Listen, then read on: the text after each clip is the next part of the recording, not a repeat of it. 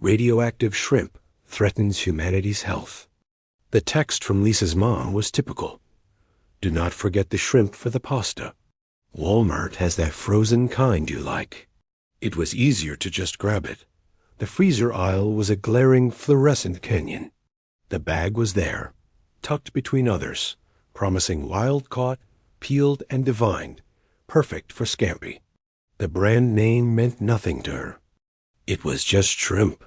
That night, the kitchen smelled of garlic and lemon. The shrimp sizzled in the pan, turning from gray to a perfect fleshy pink.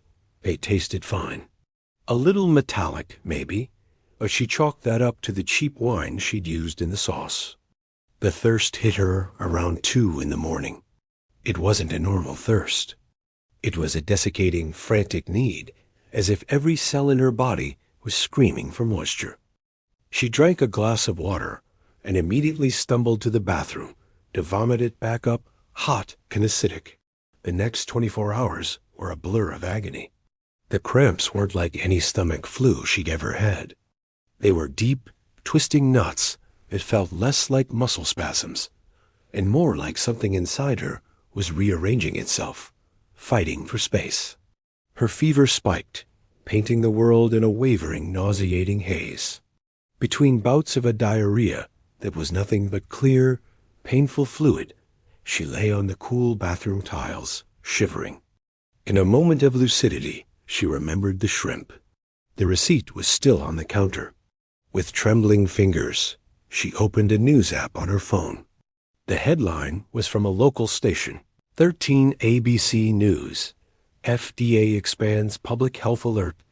Contaminated shrimp linked to serious illness. Her eyes, bleary with fever, scanned the text. Distributed by Avanti Frozen Foods. Sold at major national retailers including Walmart. Potential contamination with Vibrio and Salmonella bacteria. Symptoms include severe cramping, fever, vomiting, and bloody diarrhea. A cold dread, deeper than the fever chills, washed over her. This was real. This was happening to her. She wasn't just sick. She'd been poisoned. She called her mom. No answer. She texted her friends from dinner last night. One, Mark, replied instantly. At the emergency room? They're pumping me full of fluids. This is hell. The other Chloe hadn't read her messages. Lisa dragged herself to the hospital. The waiting room was a gallery of quiet misery. She saw a woman hunched over, clutching her stomach, her skin a worrying gray. She saw a man shivering under a thin blanket, his eyes wide with pain and fear. She wondered if they, too, had made scampi. The doctor was brisk, overworked. Looks like a severe case of vibriasis. We're seeing a cluster of it. Did you eat seafood recently? Shrimp, Lisa croaked. He nodded, not surprised. We're running tests. The danger is dehydration and sepsis. The bacteria can be aggressive. They admitted her. The 4 fluids brought a small measure of relief, but the cramps continued, a constant, grinding pain deep in her gut. Lying in the hospital bed, under the sterile white lights, the horror wasn't in some fantastical glow or mutation. It was in the stark, clinical reality. It was in the way her body had become a hostile landscape, colonized by an invisible enemy that hitched a ride inside a cheap bag of frozen shrimp. It was in the utter banality of the weapon.